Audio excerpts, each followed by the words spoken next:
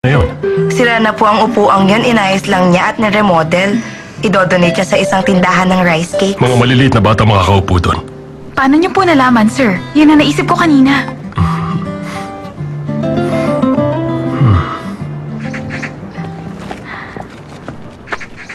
Sorry po, wala akong maitutulong sa inyo. Hindi po ganun kalakas ang loob ko para kumbinsihin ang papa ko. Sa palagay ko, mahina ang loob mo pag kakausapin mo ang papa mo. Pero matapang ka nung una kita makita. Sir? Nakita niyo na ako?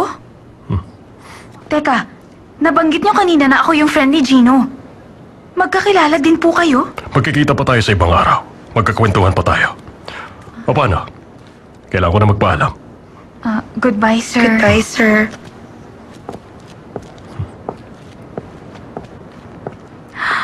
Naku, nakakaloka. Paano ako nakilala ng lalaking yun? Ewan, wala akong naintindihan sa sinabi niya.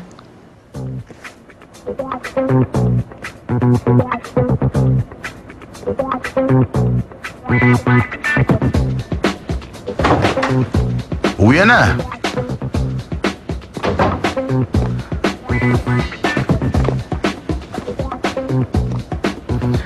Ang labo eh. Bakit gusto ng MS Group na Sangoje ang concept ng design ng Dam Art Museum project? Kung ikaw nga, hindi mo ma-figure out eh.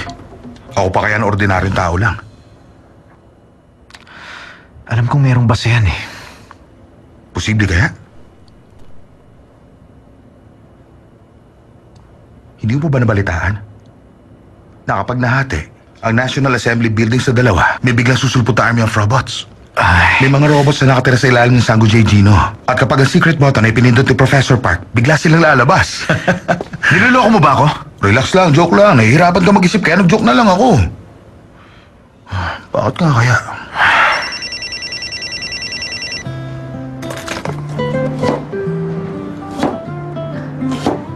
Gino, okay na bang mukha mo?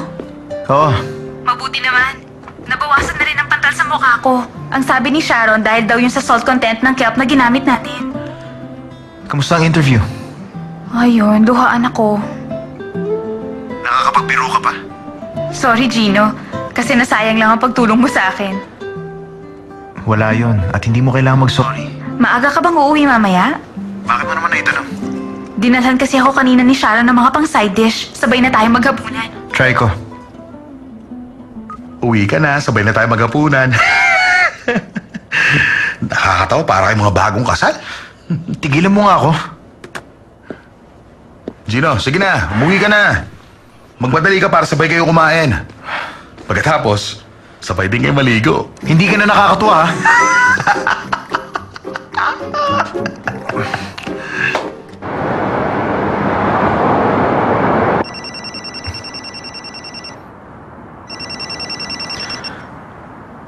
Hello, Lizzie?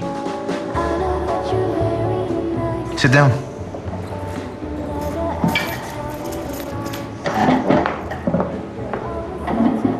Nag-iisip ako kanina ng gagawin.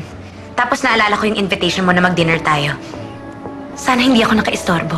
Hindi naman. Dinalhan kasi ako kanina ni Sharon ng mga pang side dish. Sabay na tayo maghapunan. I'm sorry, Lizzie.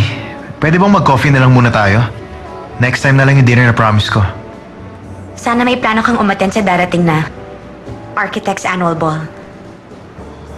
Bibigyan kita ng mga information tungkol sa party. Kulang ang 1 cup of coffee para sabihin ko lahat yon.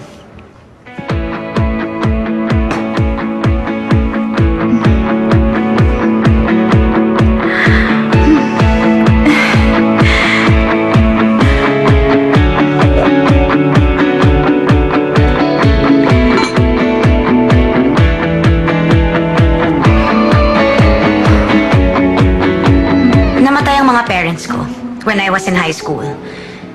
Inampon ako ni Julian dahil wala na akong mapupuntahan during that time. Grabe siya. Ang feeling yata ni Julian nung mga panahong yon, walang ibang taong pwedeng mag-alaga sa akin. Lagi siyang nakasunod sa school at sa bahay tinatanong niya ako kung kailangan ko ng pagkain o gamit. Ang sad. I felt miserable. Pinaramdam niya sa akin na nakakaawa ko. Gusto ko siyang sabihan na huwag siyang magpanggap na mabait. Hindi siya nagpapanggap, Lizzie. Mabuti siyang tao. Ang mga gamit ko nun, halos lahat nang galing sa kanya. Naisip ko tuloy kunin kung anong meron siya.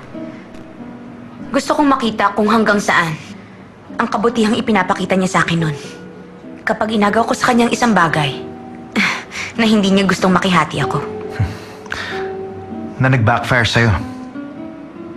Gumawa ka ng malaking pagkakamali sa buhay mo. Tinraidor mo ang kaibigang nag-alaga sa'yo. Pero pagkatapos ng mga nangyari, masaya ka ba? Hindi eh. Ako ang sumablay sa pagiging masamang tao ko. Ibig sabihin, kung hindi ako magaling sa paggawa ng masama, baka deep inside, I am still a good woman. Tama ba, Gino? So, can I have a drink? Gusto kong uminom ng alak ngayon.